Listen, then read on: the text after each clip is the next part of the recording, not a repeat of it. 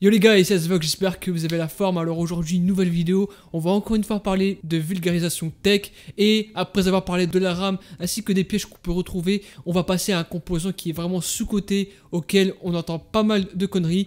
Il s'agit de l'alimentation. C'est hyper important de choisir une bonne alimentation parce que pour ceux qui ne savent pas, l'alimentation, si vous en prenez une mauvaise, elle peut être responsable des autres dégâts des composants. C'est-à-dire que si tu prends une alimentation, donc aka une bombe à 20 € que tu trouves sur Amazon, elle peut être responsable des dégâts des autres composants. Même si bon, comme vous le savez, c'est tout de même le pire des cas. En tout cas, vous allez voir que cette vidéo sera salée, il y aura pas mal de points que je citais. Alors bien évidemment, pas tout non plus parce que l'alimentation, c'est tout de même aussi un composant avec pas mal de points à préciser. Donc là, je vais pas tout citer. Mais si jamais vous avez pas mal de petites précisions à citer, vous avez l'espace commentaire juste en bas de la vidéo. Et juste avant qu'on commence la vidéo, nous sommes bientôt aux 1000 membres sur mon serveur Discord.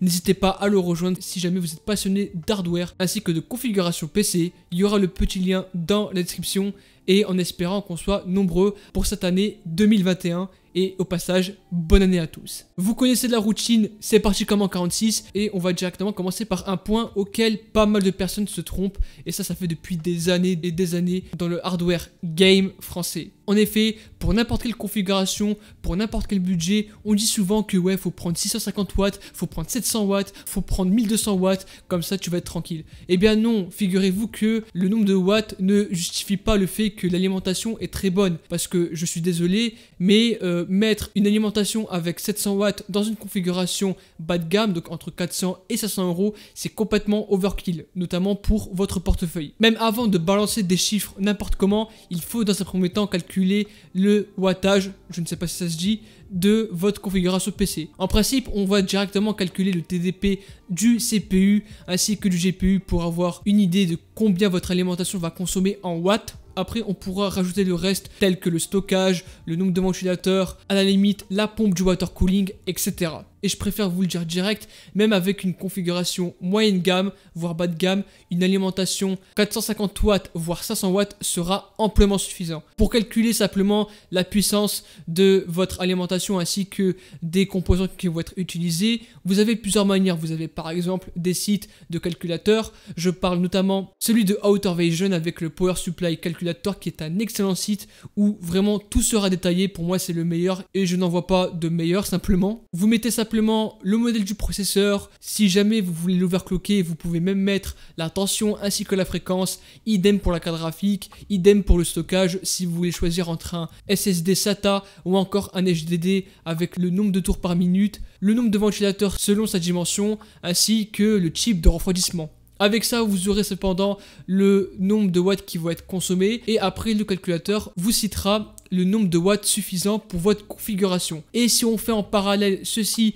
avec les benchmarks qu'on peut retrouver sur YouTube, je parle notamment du test de wattage de Gamer Nexus, donc un petit graphique que je vais vous balancer dans quelques instants, ou en gros avec une alimentation 1200 watts, donc la AX 1200i de chez Corsair, ils ont utilisé plusieurs combinaisons de CPU, GPU, et du coup à partir de ces deux composants, on a relevé leur consommation en watts. Donc là sur le graphique vous voyez que même sur un gros jeu tel que Red Dead Redemption 2, le combo R5 3600 plus RTX 2060 en 1080p ne consomme même pas les 260 watts. Même en 4K c'est plus ou moins la même chose. Et même si on monte en gamme, si par exemple on souhaite upgrade sur le CPU ou encore le GPU, si on prend un R7 3700X couplé avec une RX 5700 XT qui elle consomme pas mal tout de même, on arrive à une console d'environ 330 watts que ce soit en 1080p ou en 4K. Après là, ils ont été gentils puisqu'ils ont pris que la consommation du CPU et du GPU. Ils n'ont pas pris en compte le reste, c'est-à-dire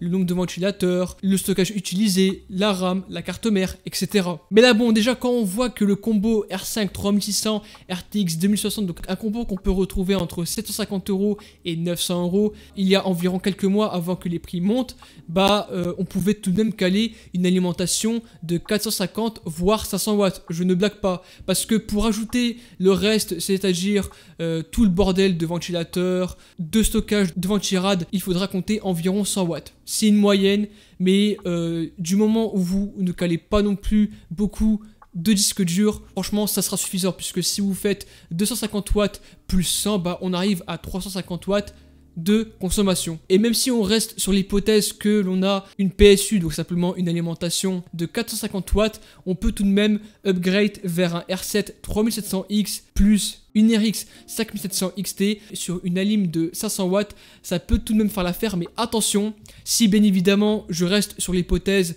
de mettre ces composants sur une alimentation de 450 watts, bien évidemment ça sera insuffisant, puisque si on compte en plus le fait que nous allons upgrade sur le système de refroidissement, donc imaginons que nous prenons un water cooling et que l'on rajoute pas mal de ventilateurs, bah là forcément une alimentation 450 watts avec ces deux composants, ça va être limite. Mais c'est pas pour autant qu'une PSU de 550 watts n'est pas suffisant. Là on voit que pour le combo 3700X plus RX 5700 XT, et je préfère le répéter, nous sommes à environ 330 watts, donc si en plus on rajoute les 100 watts des autres composants, ça nous fait environ 430 voire 450 watts. Et on va laisser les 50 watts de marge pour faire quelques petites bidouilles, exemple l'overclocking. Je peux notamment parler de quelques cas, notamment sur mon Discord. Et soit Antoine Emerald qui lui possède un R5 3600 overclocké avec une GTX 1070, donc ça a environ la même conso qu'une RTX 2060, et il utilise sur une alimentation de 450 watts, et pour lui c'est suffisant. Donc vos bails là de rajouter 600 watts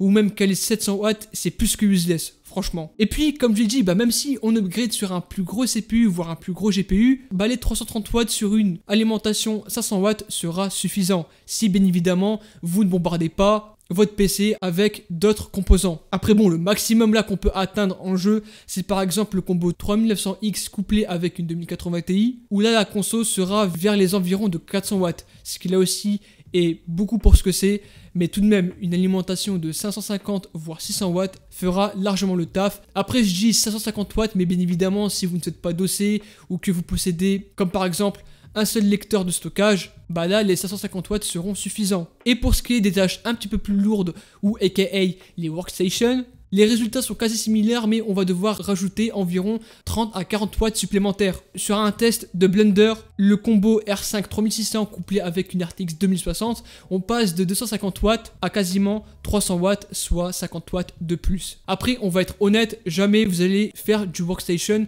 avec une compo pareille, parce que là on parle de Blender et tout, donc qui lui est un logiciel qui bouffe pas mal en termes de ressources CPU. Et puis si on reprend l'hypothèse du fait que on a une alimentation de 450 watts, là forcément ça va être limite. Mais bon, ce n'est pas pour autant que vous pouvez retirer quelques lecteurs, voire même upgrade sur une PSU de 500 watts, voire 550. Mais encore une fois, comme j'ai dit, 550 watts pour ce genre de config, pour du workstation, c'est largement suffisant. Même si on souhaite upgrade sur le processeur ou encore la carte graphique. En bref, pour une utilisation type gaming, je pourrais recommander notamment une alimentation de minimum 450 watts, notamment pour une config entre 400 et 500 euros, et on pourra monter jusqu'à maximum 550 watts pour des configs moyenne gamme. Et pour du workstation, donc tout ce qui est production, on pourra taper sur des power supply, donc des PSU, alimentation en gros, avec 600 voire à la limite 650 watts si jamais vous avez un combo digne d'un Ryzen 9 couplé avec une 2080 Ti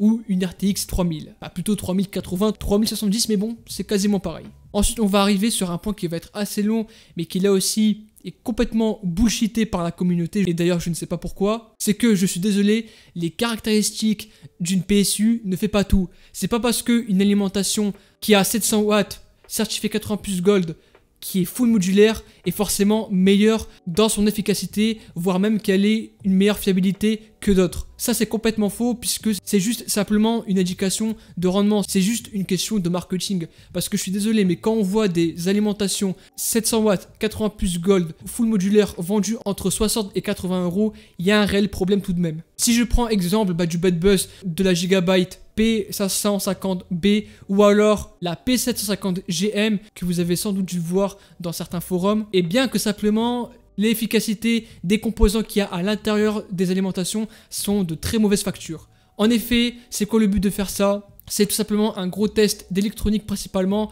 avec plusieurs étapes, donc c'est un énorme bordel où en gros on va tester l'efficacité, la fiabilité et surtout les sécurités enclenchées de l'alimentation. C'est-à-dire que si par exemple on a une alimentation de 1200 watts, on va lui demander de pousser à fond ces 1200 watts et voir si est-ce que les sécurités vont s'activer même si on a une surtension des composants. Je sais que je bafouille un petit peu, mais voilà l'idée. Le but de faire ça, c'est de tester la fiabilité des condensateurs, des composants et surtout des sécurités enclenchées. Et bien cependant, sur cette Gigabyte et quelques autres modèles que je vais citer après, ça ne s'est pas effectué. Si vous avez vu le test de Tech Power Up, on a même un condensateur qui a craché. Et pour une alimentation, on va dire moyenne gamme entre guillemets, ça risque d'être assez problématique parce que si on couple ce genre d'alimentation sur des gros processeurs, essayez de schématiser les dégâts que ça peut faire sur un gros CPU, un gros GPU, etc. Surtout que sur cette alimentation Gigabyte, il n'y a pas que ce problème de condensateur qui a sauté que parce que les sécurités sont nulles. En effet, dans certains cas, on a pas mal de soucis par rapport au niveau du bruit. Donc en gros, les condensateurs sont tellement de mauvaise facture que souvent, ça peut cracher tous les autres composants en gros. Surtout le fait que sur des tier lists, comme celle de LTT qu'on va en parler juste après, l'alimentation est classée tier E. Et ça veut dire quoi tier E? Je vais vous le lire direct. Potentiellement dangereuse dans beaucoup de scénarios, donc c'est même pas la peine de vous baser sur ce genre d'alimentation. Mais après pour les tier lists, on va en venir après. Et ça c'est peu importe les scénarios. Il faut à tout prix tester la fiabilité d'une alimentation avant même de parler du wattage, de la modularité ainsi que du rendement. Parce que comme vous voyez, la Gigabyte, elle est certifiée 4 ans plus de gold, elle est full modulaire et elle a un wattage de 750 voire 850 et vous voyez qu'elle n'est vraiment pas fiable du tout. Toutes les personnes qui ont cette alimentation, n'hésitez pas à vous manifester dans l'espace commentaire là aussi. Et puis je parle de cette alimentation, mais il y en a tellement une liste, notamment la Corsair VS,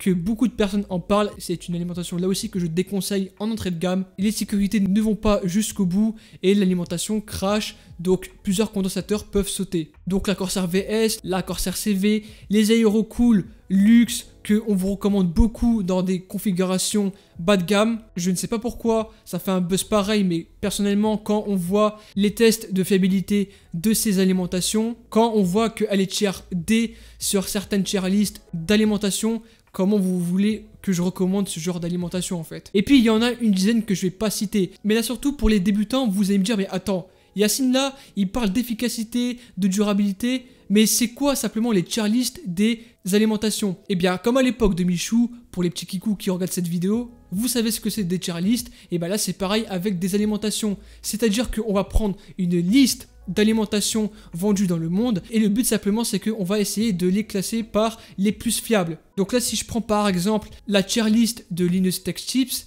qui est simplement la plus récente et la plus complète dans l'ensemble. Les alimentations tier A seront les plus fiables de la gamme et inversement, les alimentations tier D voire tier E seront ceux qui seront potentiellement dangereuses, surtout lorsque on pousse à fond nos composants, voire même un petit upgrade dans le temps. Et là si je reprends la Gigabyte qu'on a parlé tout à l'heure, elle est tout de même classée tier E dans la liste de Linus Tech Tips, soit potentiellement dangereuse. La Corsair VS aussi, classée tier E, voire même tier D, donc la version récente de 2019 il me semble, mais même là comme vous voyez elle n'est pas fiable. Idem pour la Aerocool, donc la Luxe RGB, elle est classée tier D, donc c'est potentiellement dangereux là aussi pour un prochain upgrade. Donc simplement, le but de faire une tier list, c'est de prendre les meilleures alimentations qui vont durer dans le temps. Et forcément, si vous prenez une alimentation tier C minimum, tier B voire tier A, ça sera beaucoup plus sécu pour votre configuration qu'autre chose. C'est pour ça que moi, dans n'importe quelle configuration, je recommande des alimentations au minimum, et vraiment le minimum tier C, surtout pour des configurations bas de gamme. Donc, si vous avez compris, la certification et le rendement et la puissance ne veulent rien dire. Et du coup, on va terminer cette vidéo par une sélection d'alimentations que je recommande plus ou moins pour n'importe quel budget et qui bien évidemment seront très bien classées dans différentes tier lists des PSU que vous allez retrouver sur le net. Et au passage, il sera dans la description la tier list que j'ai parlé il y a un instant. Pour des configurations bas de gamme, voire à la limite moyenne gamme, on a par exemple la firme Seasonic qui est une excellente marque d'alimentation qu'on vous a souvent parlé. Et bien pour économiser, on peut retrouver la Seasonic S12 III, donc une alimentation vendue entre 45 et 60 €, donc avec une version 500, 550 ainsi que 650 watts. Donc en effet, si vous avez un petit budget, vous pouvez prendre la Seasonic S12 III en version 500 watts, voire 550, ça sera largement suffisant pour une configuration gaming, voire même tâche lourde. On peut même aussi retrouver la Seasonic Core GC vers les alentours de 60-70 € qui elle sera un petit peu mieux classée dans les tier lists. Donc il me semble qu'elle aussi elle est classée tier B sur la tier list de LTT. Mais bon déjà la S12 III fera largement le taf. Et pareil, si jamais vous voulez upgrade votre configuration. Chez Bitcoin, on peut aussi retrouver pour vraiment des basses configurations la Bitcoin System Power 9, donc une alimentation vendue en version 400, 500 et 600 watts, entre 40 et 60 voire 70 euros à la limite. C'est une alimentation là aussi plus ou moins acceptable, même si la Seasonic S12 citée précédemment sera beaucoup mieux. Et là, on va rentrer dans les alimentations moyenne gamme, voire haute gamme pour certaines. Et c'est surtout les alimentations que je recommande. Quitte à investir dans une meilleure alimentation, même si vous avez un budget de 600 voire 700 euros, vous allez gagner en fiabilité et durabilité. Et chez Seasonic, on a principalement la Focus GX. Une alimentation qu'on peut retrouver entre 80 et 100 euros. Ça part de la version 550 watts à 750 il me semble. Mais même la version 550 coûte vers les alentours de 80 euros. Et même à ce prix-ci, c'est vraiment très raisonnable. En sachant qu'elle est classée Tier A dans certaines listes. On peut aussi retrouver chez la meilleure marque d'alimentation Superflower avec la Lidex 3, donc un rebrand de la Seasonic. La Lidex 3 qu'on peut retrouver vers les alentours de 100 euros voire 90 euros en version 550, 650 ainsi que 850 watts il me semble.